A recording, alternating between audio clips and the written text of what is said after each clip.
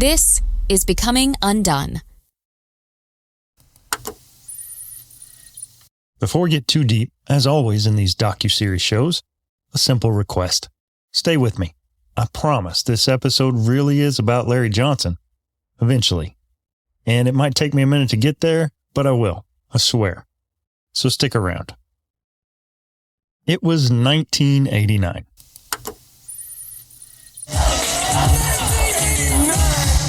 Not like Taylor Swift album 1989, actual 1989. Now, I wouldn't swear to the accuracy of anything I'm about to tell you.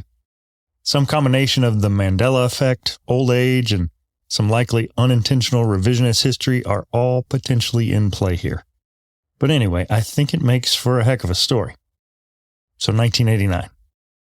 Or maybe 1988. Probably 1989. Who cares? Close enough. Anyhow, in my memory, I am a goofy, awkward, shy high school freshman. That much is easily verifiable. I go to a tiny school, and I'm a tall guy. But I'm by no means tough, good-looking, or otherwise attractive to the opposite sex. Attracted to the opposite sex? Oh, without a doubt. I don't have a girlfriend, but I want one. Pretty badly. The problem is, as a fairly poor kid with no license, no car, no job, I have zero to offer. And there's no chance I'm overcoming those flaws with charm or good looks. It's just a pretty hopeless situation. So I do what all the other goofy freshman guys do. I try not to gawk or be creepy in my absolute need to look at every pretty girl in my school. You ever wish you could go back in time and just see yourself honing your social skills? I'm absolutely certain that it would be physically painful for me to see myself trying to convince any girl, especially older and popular girls, just to have a conversation with me. So we freshmen all tried to lay low, try out some attempts at smooth conversation, air quotes, and not draw obvious attention to ourselves. Meanwhile, the older guys had it made. They had their licenses, maybe a part-time job with some money, a car. How on earth was I possibly going to compete with that resume in attracting the attention of an available fair maiden? Simply put, I couldn't. I had heard rumors that one of the older guys on the basketball team was embroiled in the middle of a love triangle of sorts. He'd been in a long-term relationship, at least by high school standards, with one of the prettiest and most popular girls at our school. But the tea was that he'd been messing around with certifiably the hottest girl at the school on the low. Like beauty pageant hot. Reigning Pope County Deer Festival queen hot. I wish I were making the part up. So the rumors are flying. Dude is keeping quiet, but the girls are getting more and more heated. Never actually talking to one another directly, I might add, but they spend like a whole week going back and forth in third-party back channels about how the dude is theirs, and they're going to mess the other one up. In 2024, we'd say the whole situation was giving Brandy and Monica duet. Excuse me, can I please talk to you for a minute? You look kind of familiar. Yeah, you do too. But I just wanted to know, do you know somebody named... You know his name. So in a scenario my freshman friends and I can only dream of, this dude literally has two of the hottest girls in the whole school preparing to fight over him. He keeps playing it cool and doesn't say a word, but tensions are mounting.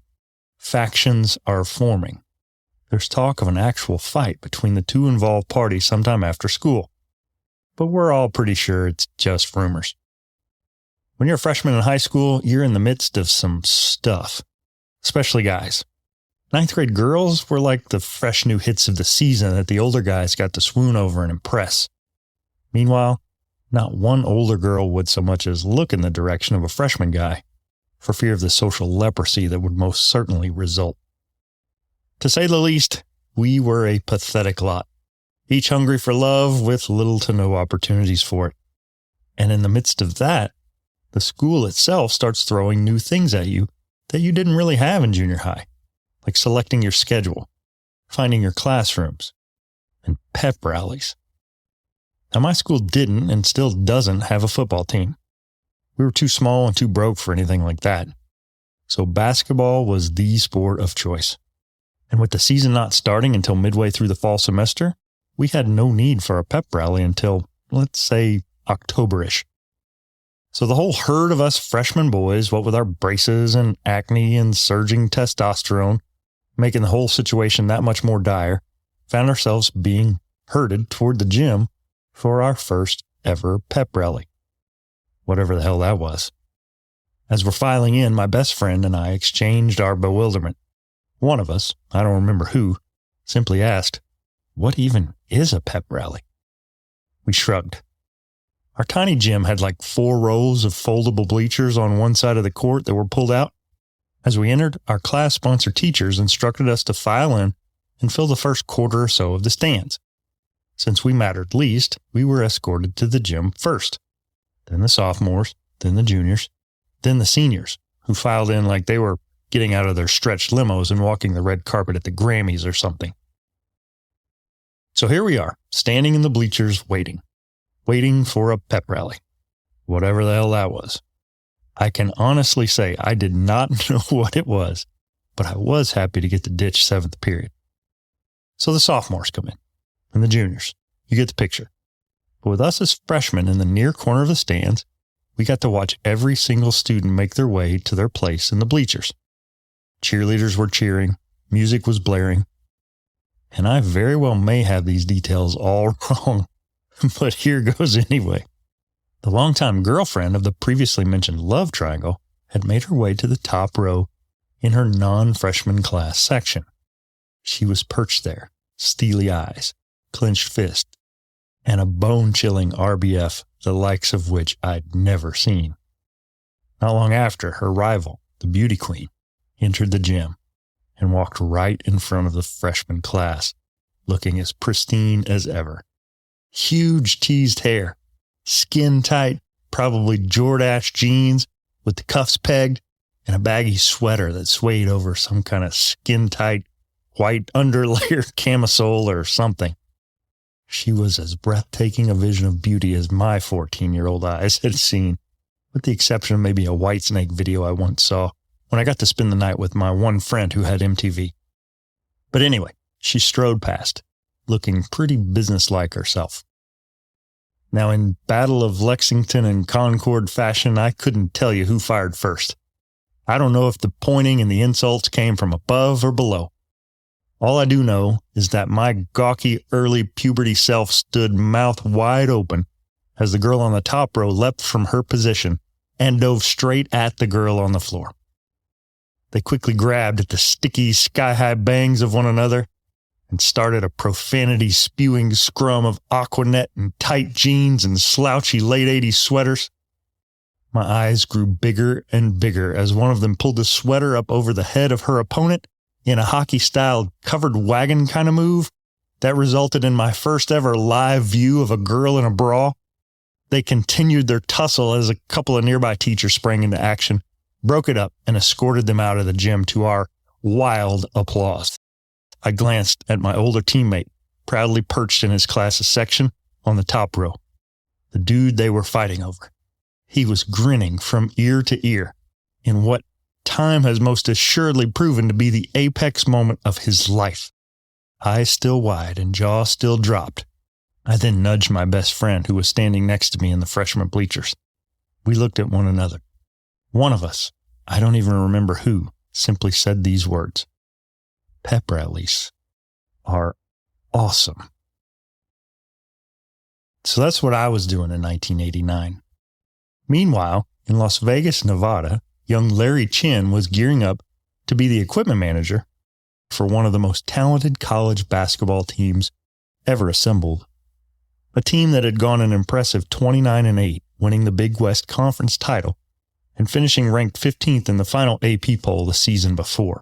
Coming in as a 4 seed in the West Regional, the Runnin' Rebels narrowly escaped Southwest Missouri State 54-50 in the first round before falling to Iowa 104-86 in the round of 32.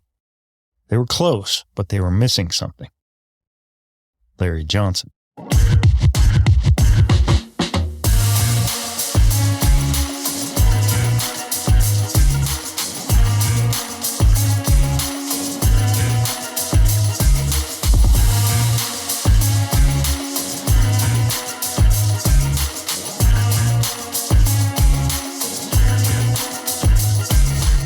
Welcome back to another episode of Becoming Undone, where high achievers turn setbacks into comebacks. Each week, join me, Toby Brooks, as I guide you through the art of transforming unfinished goals into unstoppable growth, one inspiring story at a time. This week, we continue our inspiring story of NBA and NCAA legend Larry Johnson with part 5 of our docuseries, The Making and Remaking of Larry Johnson. In part 1, we checked in with former Charlotte Hornets VP of Public Relations Harold Kaufman, who shared his stories of the cultural phenomenon that was Larry Johnson in Charlotte beginning in 1991. In part 2, we heard from Larry's high school coach, former Dallas Skyline head coach J.D. Mayo, who shed some light on LJ's upbringing in the Dixon Circle housing projects of South Dallas and his illustrious high school career. We followed that up with a bit of a detour in part 3, where I talked about the social impacts of black superstar athletes like Larry and Allen Iverson with my good friend Dr. Kwame M. Brown. Then, in part 4, we heard from Larry's first college coach, Odessa College's Dennis Helms. If you haven't tuned into those yet, you might want to go back and check them out. But this week, we have one of the longest tenured staff members in all of Division I college athletics, and for sure at the University of Nevada, Las Vegas, Assistant Equipment Manager Larry Chin. Joining me today is University of Nevada, Las Vegas Assistant Equipment Manager Larry Chin. Larry's been a full-time member of the UNLV athletics equipment staff for more than 40 years, and today he oversees 14 of the university's 17 intercollegiate sports. Larry, thanks so much for joining me today. Glad to be here. So I've been deep diving on Larry's history, and I've spoken with his high school coach, his junior college coach, and that leads me to his time at UNLV. And as we know, legendary coach Jerry Tarkanian is no longer with us. So in my research, I found an old team photo and discovered a young guy in the picture, and then tried to cross-list that with the directory at UNLV. So you've been a running rebel for a very long time. So let's start with you. How'd you end up at UNLV, and when did you know that a career in athletics was the move for you? Well, first off, I was like quite a few young people coming out of high school. I wasn't really quite sure what I was going to do. I had decent grades. I wasn't sure if I was going to go to college or if I was going to go straight into work. And in high school, I was a student manager for the football team at Western High School in Las Vegas. And in those days, the high school all-star football game was held in August of all things, not at the end. Yeah. Not at the end of the football season, but actually at the end of summer, which means these kids were in the all-star game, were getting ready to go to college. So of course that has changed since then. But my football coach was one of the assistant coaches there, and he called me up and he asked for what I was doing. And I said, nothing at the moment. And he goes, well, why don't you volunteer your time and come down and help us out with the all-star game? I said, sure. So I went down there, and I can't even remember which field it was on, but I walked on, and not more than 10 minutes after I walked onto the field, who was the trainer for UNLV at that time, they had just hired a full-time equipment manager, and he needed student managers. So he told the trainer that when you go to this all-star practice, see if you can find me some student managers. So this trainer will ask me, hey, do you know anybody who would like to be a student manager for football at UNLV and get help getting paid going through college? Which, of course, I said, yeah, I think you found the right guy, So that was my ticket to college. And so I was a student manager. Now, strangely enough, the 5 years I was in college, there was never, I repeat, never a time that I ever thought, hey, this is what I want to do to live my life. I never thought that. I actually thought I was going to be a casino executive living in Las Vegas. Mm-hmm. And when I left college, I did go to the casino business for 88 days and did not have a good time with it. I just was not happy. It wasn't me. And at that time, which would have been near the end of the football season, the head equipment manager retired. And we're talking in the middle of the school year. So the athletic department called me up and said, hey, says, we have a situation here. The old man, as they called him, decided to retire and we need somebody like yesterday. And you're the only guy we know who knows where everything is. So they said, we'll give you an interim job, but we'll guarantee that when July comes and the position is open again, your name will be at the top of the list. And that's how I really got started. Now, I didn't plan it like this. Like, I don't think I could have. But this is kind of blowing my mind right now, not going to lie. In part 4 of the series, I talked about the Pony Express teams of SMU in the mid-1970s and early 1980s that were led by head coach Ron Meyer. Meyer was an up-and-coming coach who started at SMU in 1975 before taking over as head coach for the New England Patriots in 1981. As rumors began to swirl about Meyer's and SMU's shady recruiting practices, the school ended up in the NCAA's crosshairs. Finally, in 1987, SMU was sentenced to the NCAA's death penalty. One of the likely many repercussions of that turmoil at SMU was that heavily touted high school player of the year Larry Johnson's academic record was called into question, and ultimately, he was denied admission to the school. He opted to go to Odessa College instead. And the rest, as they say, is history. But before all that, in the sweltering desert of Las Vegas, Nevada, a young Larry Chin is in high school. And at all of 5'6" and 155 pounds as a junior, he realizes he's too small to continue playing football. So he becomes an equipment manager. After graduation, he's given an opportunity to work with UNLV's original head equipment manager, Floyd Browning, to help offset the cost of school.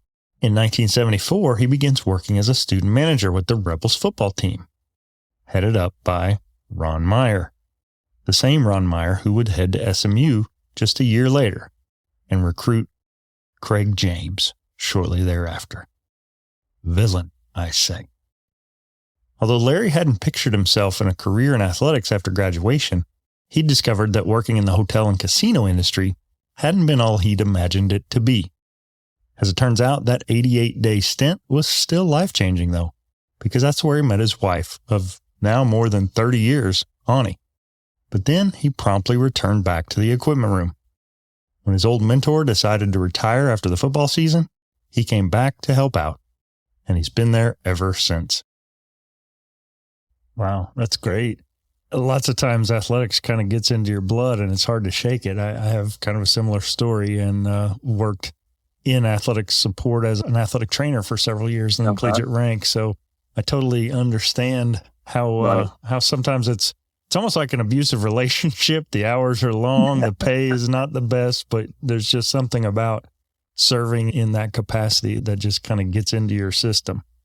Oh, yeah. The hours are ridiculous. They're outrageous. And I always say this, and if I get a chance to say it, I'll always say it. That is, the MVP in my life is my wife for putting up with me all these decades, being away, going on the road. I mean, you name it. I was never home for about 25 years, and yet she put up with me. Yeah, that's definitely a key part to success.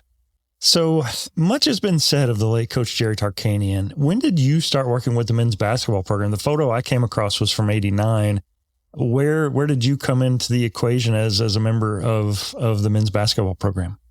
So I started out as my first year of college as a student manager for football in 1974, but I kind of like stayed in contact with basketball and kind of like helped the student manager who was handling Jerry Tarkanian and the running Rebels. And so eventually that student manager graduated after the 76 season. And so I took over the managerial job for the running Rebels in 76, 77, which was their first Final Four year. Mm-hmm. I tell you what, looking back now and seeing how lucky I was, timing wise and everything. So going back, people don't realize this, but my first year in 74 with the football team is the only time the football team went undefeated during the regular season. You're a good luck charm. Then I take over the men's basketball program and we go to the first Final Four. So it's kind of like, I kind of like this place. Yeah. Well, if your athletic director is listening, take note, because that unprecedented success has a common denominator, and it's Larry Chin. So thank you for that.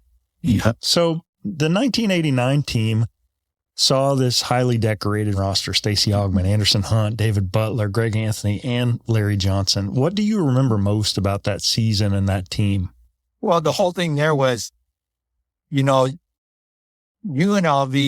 has always, especially all during the 80s, has had really good teams. But the teams were very much similar. And by that, I mean, we're a collection of great shooters. We always had a very good point guard. And we always had one post player who could clean up the mess underneath the boards. But we're always missing that one extra piece in the paint. Somebody who could really just dominate inside the paint and cause people problems. And for all during the 80s, we're looking for that person. We just could never find that person. And here comes Larry Johnson. Okay. And the whole thing there is, you're associating Larry Johnson with those other great names, but those guys were actually already here in the 88 season. So they were already here. We just needed that one piece.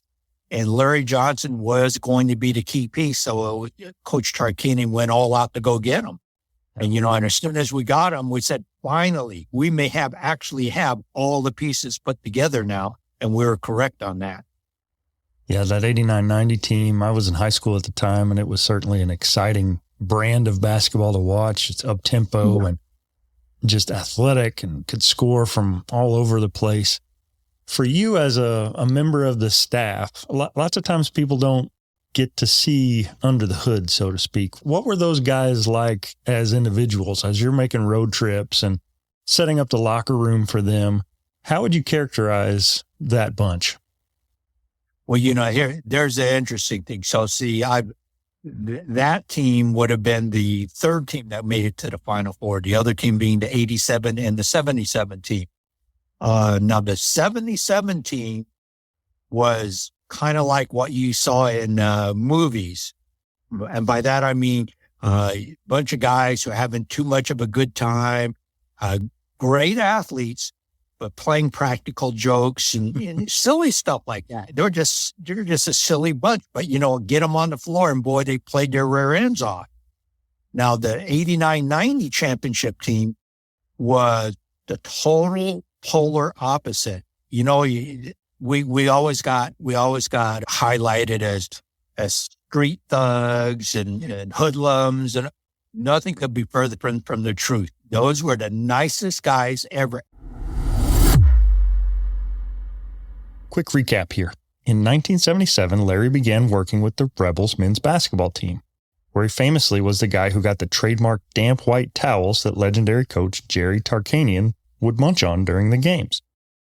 His tenure with the team lasted through those unforgettable Rebel teams that won the NCAA championship in 1990 and went undefeated in the 1991 regular season, which included, among other notable greats, Larry Johnson, which is where I first discovered him posing proudly on the left side of a 1989-1990 UNLV men's basketball team photo I found for sale on eBay.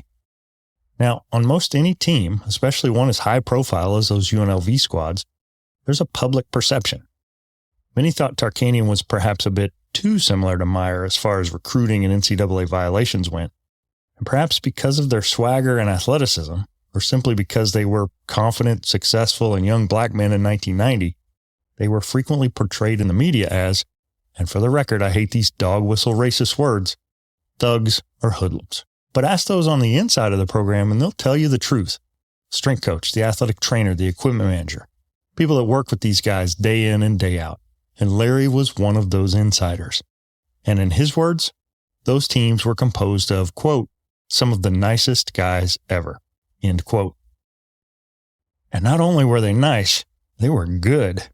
In a fantastic quote captured in a 2009 issue of the Las Vegas Review-Journal, reporter Mark Anderson recounted, quote, after routing Loyola Marymount 131-101 to reach the Final Four, an NCAA official asked Chin if the team wanted to cut down the nets. Chin asked Johnson, who replied, no, those aren't the ones we want, end quote. That's a champion's mindset, friends. Matter of fact, it got to the point where the infamous room check, where a coach or somebody goes around and checks everybody's room to make sure they're in their rooms and they're not running around. We basically didn't have to do that anymore because, again, with the exception of Larry, everybody was returning and they really knew what was on the line.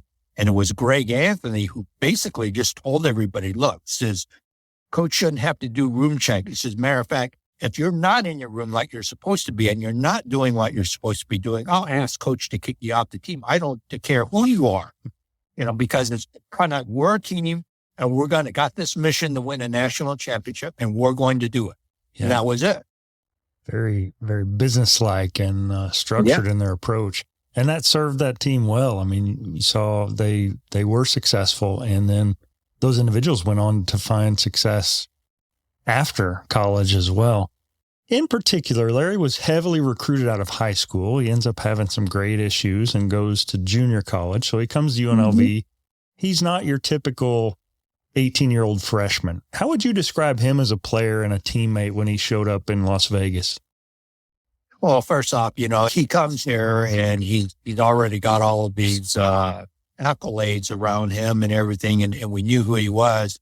But just seeing him the first time to see the physical specimen he was, it's kind of like, well, he's definitely, years ahead of other people his age. Mm-hmm. Okay. The other thing is his demeanor was, I don't know how you would describe it. Not a lot of things rattled him.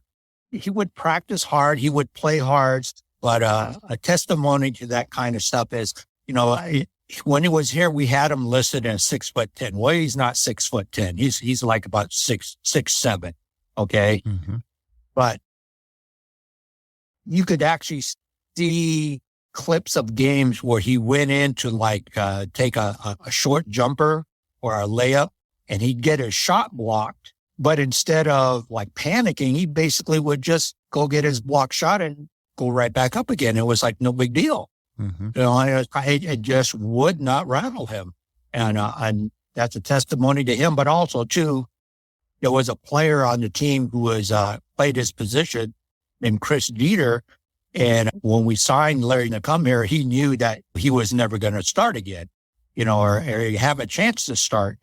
And so he kind of made it his mission of, well, hey, says, I'm going to practice my rear end off and grab him and foul him and bump him and shove him and elbow him and do whatever I can to make him the toughest guy on the face of the earth. Mm-hmm. And there were actually times where they almost got into fist fights. But then afterwards, it's kind of like, oh, no big deal. Thanks. Right.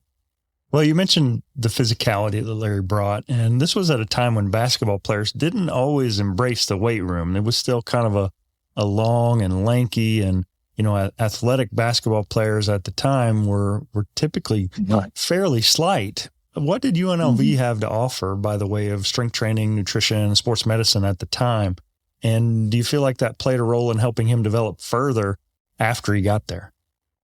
Well, let's face it, when Larry Johnson got here, he was already a physical specimen.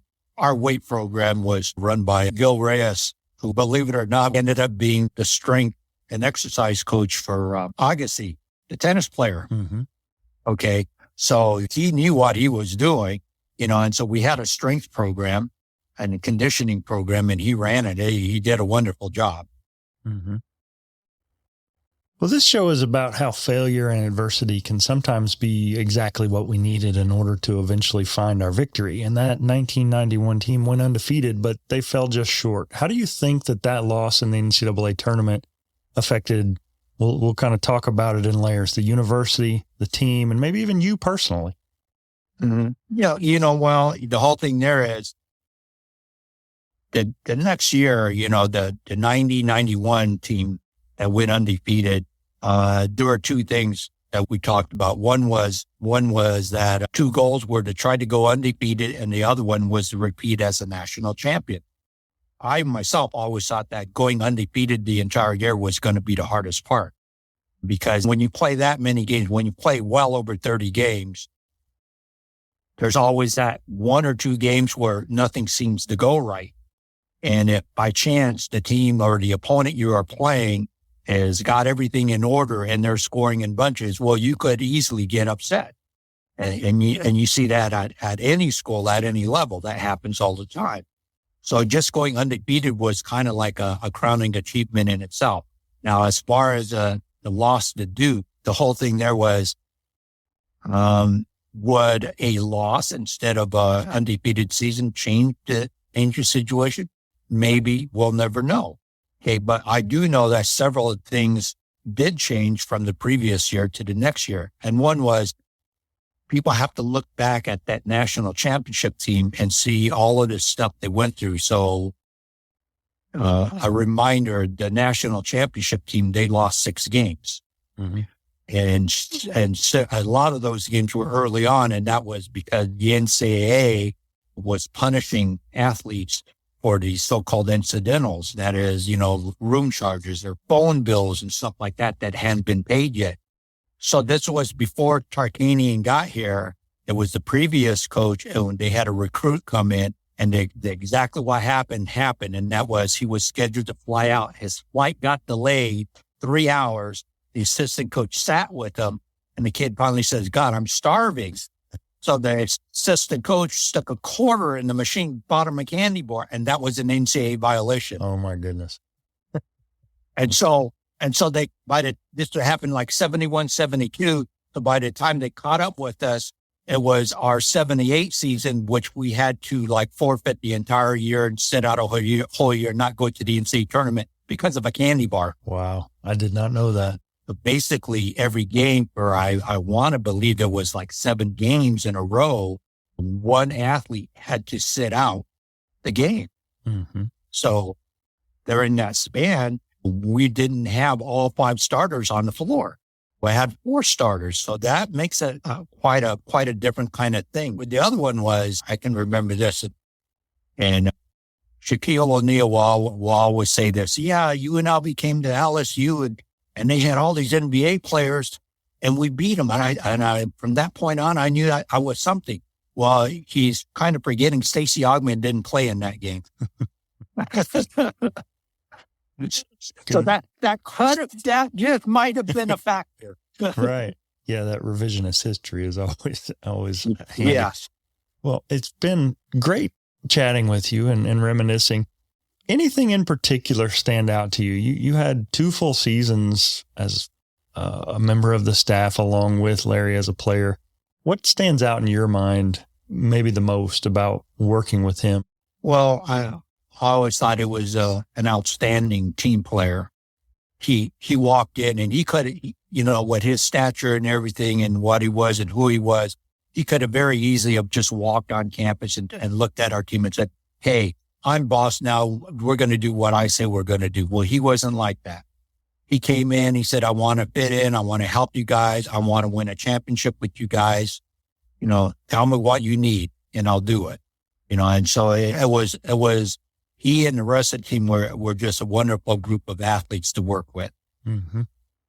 Well, there's been much said about the scrutiny that team came under, and you hit the nail on the head in talking about some of the NCAA, whether they're violations or accusations or whatever. Right. And today, we look back on it and we live in an era now where NIL is a thing and you're involved in college athletics in a very different time. And how would you say you've seen that morph over the years of your career in the kind of professionalization of college sport? Well, I think you hit it on the head, and it's like a professionalization of college sports, Yeah, I'm not going to say if it's right or wrong, but it's just changed the entire demeanor of college athletics, be it basketball, football, or any other sport. I agree there should have been an NIL in place and everything, but they rushed into it so quickly that kind of puzzled me. Isn't it amazing to look back at how restrictive it used to be, and now it just feels like a contract-free professional league where athletes can come and go, and they're free to transfer and they can get paid whatever they get paid. And certainly I can relate working in support staff. For decades, you're told, well, we don't have money for more salaries or more staff positions.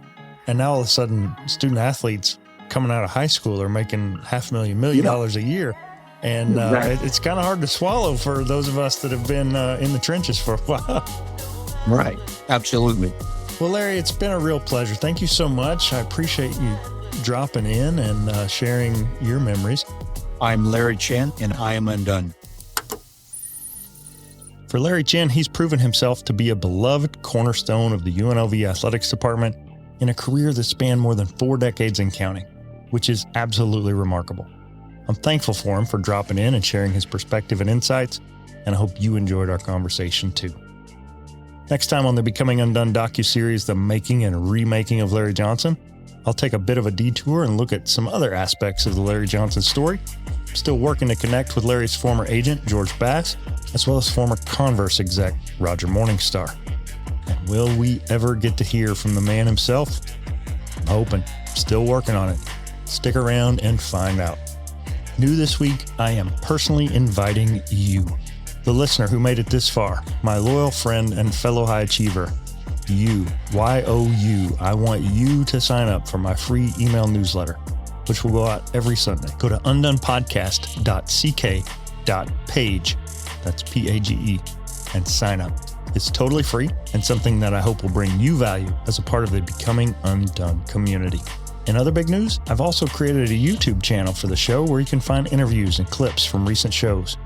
Go to youtube.com/@Undone Podcast and check it out. Lord willing, I'll meet you again next Thursday.